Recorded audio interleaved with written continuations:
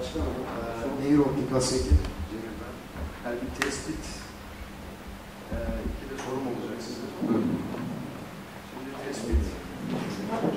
Şimdi öyle bir şey oldu ki bu meslek, yani bunda hatta hani bir tedbir almayı düşünür müsünüz? Nasıl olacak bu iş diye? Hani bir artık senelerce çünkü bu sorulardan bıktık. Bir defa optik mesleği herhalde Türkiye'de hiçbir meslek de olmadığı kadar deşifre olmuş bir meslek. Yani şimdi abimizin dediği gibi hani ekmek parası için yapıyorlar bunu işte aç mı kalsınlar falan. O optikçiye karşı olan böyle bir şeyin yani ön yargının neticesi olarak. Biz çok para kazanıyoruz değil mi? Bizim kimlerin meslek var. Evet, biliyoruz zaten. O kadar gözlükçüler çok para kazanıyor. çok para kazanır. 3-5 liraya aldığı camları işte 100 liraya 200 liraya satarlar falan. Yani meslek müthiş derecede deşifre olmuş bir kere. Hani bu konuda bir şeyler yapabilir misiniz? Bir. İki, sorum olacak Zeynel Bey'e. Şimdi kooperatifle alakalı. Şimdi oraya geleceğiz. İsterseniz o soruyu şu an sorma. Ben isterseniz ikisini sorayım daha sonra toplu olarak. Olur mu? Tamam. Hani direksiyon Zeynel Bey olacak. Notunu alır herhalde. Şimdi kooperatifle alakalı hani yurt dışına seyahatlerde bulundum dediniz. Peki hani bu işin sonu hani kooperatif kuruldu. İşte kooperatif üyeleriyle birlikte hareket edildi. İşte yurt dışından çerçeve ithalatı yapıldı. Cam ithalatı yapıldı. Bunun sonunda bir yerli üretim tabii bütün kooperatif üyelerine herhalde o kadar herhalde randımanlı çalışamaz fabrika ama yani yerli üretim düşündü mü? Düşünüyor mu? 3 yani 6 yıllık optik mağazamı artık bu son dönemde börekçi yapmayı düşünüyorum. Kendisi bu konuda görüşlerini almak istiyorum. Kıymalı böreği severim. Çiğ köftesi yapanı biliyor. Bu ilk sorunuza bizim Ramazan Bey cevap verecek. Pardon, İlker Bey cevap verecek. Evet. İyi akşamlar. Önce kendimi tanıtayım. İsmim İlker Ayaz. Aşağı yukarı 21 seneden beri gözlükçülük mesleğini icra etmeye çalışıyorum. Şimdi bu gittiğim bazı ortamlarda tüm herkesin ağzında dolaşan bir laf bu. İşte gözlükçüler çok kazanıyor diye. Bir gün ben de oturdum kendi kendime düşündüm. Dedim ki dünyanın en az kazanan mesleği hangisi acaba? Onu mu yapsam? Yani o mesleğe mi geçsem?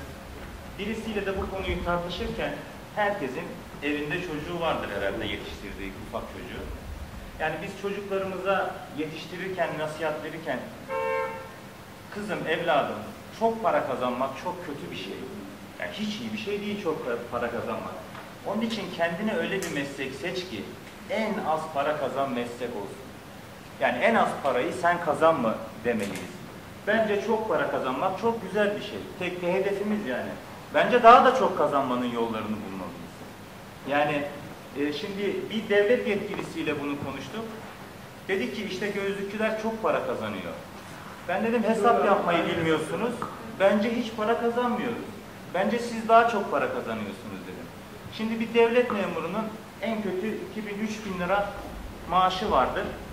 Bulunduğu dairede çalışan yetkililerin maaşını ödemez. SSK'sını ödemez. Bağkurunu ödemez. Dedim bir sabah işe gitsen, SGK binasının yandığını görsen, çok umursar mısın dedim. Baktın ki gittin SGK binası yanıyor. Döner eve gelir yatar uyursun. Ama ben sabah dükkana geldiğim zaman dükkanın yandığını görsem, bütün dünya çöker yani. Çünkü ben onun sigortasını yaptırmak zorundayım, elektriğini, suyunu ödemek zorundayım. Şimdi bu dairede 100 kişi çalışıyor. Bunların hepsinin maaşını sen veriyor olsan, bu dairenin elektriğini, suyunu, kaskosunu, vergisini sen ödüyor olsan, sana kaç para lazım? 100.000 lira ayda. Demek ki sen bizden daha çok kazanıyormuşsun. Her şey temizlendikten sonra eline kalan para 3.000 lira. Ben de o kadar kalıyor zaten. Yani bütün kazancımı temizledikten sonra, ödemelerimi yaptıktan sonra iyi bir memur kadar anca kazanıyorum. Yani çok kazanmak da ayıp bir şey değil sonra. Yani gerçekten en çok kazanmanın yolunu hep beraber bulmamız lazım. Yani az kazanmak çok makbul bir şey olsaydı O zaman bütün çabamız az kazanmak üzerine olurdu. En az kazanan mesleği seçmemiz lazım. Börekçiler de çok kazanıyor bak.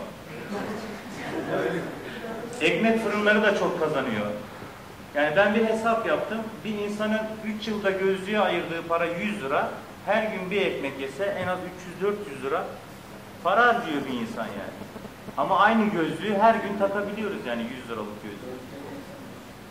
Gözlük ekmekten ucuz. Buyurun tabii. Çok kazandığımızda bir başka müessesenin söylediğini ben tanık oldum. A kişiye hizmet veriyorum. Verdiğim zaman bir çok bana o kişi dönüp geliyor. Diyor ki falan gözlükleri sen buna çok para kazandın. Doğru. Yani meslektaşlarımız da rekabet yaratmak uğruna o müşteri internet çekmek uğruna buradan seçebiliyor. Birazcık çizgilerimizde de etik davranarak onlara karşı ben yaptığım hizmeti bana geldiği zaman müşteri bana geldi. Bu gözlüğe bakar mısınız? Aldım bir yerden. Endişelerim var. Odağını almışım diye. Güzel öğrenmiş. Memnun oldum. İşte çocuğum iyi gözükmedi. Benim baktığım numaram doğru. Diğer bütün yapıldığı yere aitti. Hiçbir değer yargısına bulamam. Kısmet olmuşsun. Memnuniyetsizliğim varsa bize de geldiğin zaman kısmet olursan ikinci hizmeti de ben kendimce veririm. Yaklaşımıyla bir meslektaşımın yaptığı hizmet içine girdim. Birbirinizi sevmediğiniz için Şimdi bunu rica edelim de şöyle bir şey var. Bakın biraz seviyebilirsiniz. Evet. Anladınız mı? Yani şimdi toplumda hepimiz kendimizi biliyoruz, birbirimizi biliyoruz yani. Bu seviyeyi yapabileceğiz diye ben düşünüyorum. İnşallah amacımız bu. Ancak böyle meslektaş olacak olarak bu kadar. birbirimizi sevmiyoruz. Yani birbirimizden nefret ediyoruz. Vereceğim. Neden? Bu tip toplantıları, bu tip organizasyonları çok az yapıyoruz. Aynı semtte 3-5 arkadaş bile birbirimizi tanımıyoruz. Hiç kimse birbirini ziyarete gitmiyor. Hayırlı işler demiyor. İşim bugün nasıl diyese hatta temenni ediyor ki bütün herkes kapatsın, herkes gelsin benden gözlük alsın diye umut ediyor. Biz bir meslektaşımıza gittik seçim öncesi. İsmini vermeyeceğim, başkanımla ziyaret ettim. Dedim ki yani bu zincir mağazaların yaptığı politikayı tasvip ediyor musun dedim. Yani nasıl bir önlem alıyorsun? Başkanım da şahitti. Hatta bir abimiz de vardı yanımda. Benim dedi tek amacım adam eksiltmek. Evet. Yani hedefi bu adamın. Yani Onlar o semtte ben de yani onlar gibi oldum. tek niyeti şu bizim insanımızın. Herkes ölsün. Bütün bu gözlük alan insanlar bizim dükkana yığılsın. Bütün herkese ben bu hizmeti vereyim. Ben bu parayı kazanayım. Yani şimdi biz birbirimizi tanırsak, birbirimizden arkadaş olursak, bu tip toplantıları daha fazla yaparsak, daha fazla kaynaşırsak, emin olun ki birbirimizin yaptığı işte gözümüz olmayacak o zaman. Çünkü ne kadar tanışırsak, ne kadar dost olursak, daha yakınlaşırsak bu iş daha da düzelecek o zaman.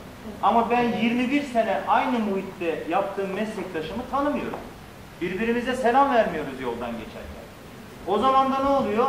O diyor seni kazıklamışlar diyor ya bunu al, benden alsan çok daha ucuz rakamlara ben sana bunu verebilirdim diyor. Ama bir de şunu söylemek istiyorum başkanım, kısa keseceğim. Şimdi biz mesleğimizin ne kadar değerli olduğunu önce kendimize inandırmamız lazım. Biz müessesemize giren insanları kılığıyla, kıyafetiyle değerlendirip onun kapıdan girdiği anki haline bakıp ya bu en fazla 20 liralık bir şey alır. Bu şekilde yapmamamız lazım. İlk önce kendinize inanırsanız, ben bunu çok denedim. İnanın ki çok daha iyi hizmet veriyorsunuz ve o hiç aklınıza gelmeyecek, bunu almaz dediğiniz insanlarla sağlık hizmeti verdiğinizin bilincine varırsanız, inanın ki inanılmaz derecede şeyler aldığını göreceksiniz. Bir doktor mantığıyla buna yanaşmak lazım. Üye olarak sizden de derneğinden ricada bulunsam, belirgin aralıklarla özel eğitimler, bilimsel eğitimler, satış eğitimi vermek. Ara Evet, çalışmalarımız var bununla ilgili. Bakın ben çok küçük bir şeye değinmek istiyorum. Mesela bir hasta hastaneye gittiğinde, bir doktora muayeneye gittiğinde, mesela katarak ameliyatı olacak, müracaat ettiğinde doktor diyor ki ona, efendim sizin diyor katarak ameliyatınızda SGK'nın ödediği bir göz içi lens var diyor. Bundan taktırırsanız diyor, İyi sonuç vermez. 1-0 golü attı şimdi doktor hastaya.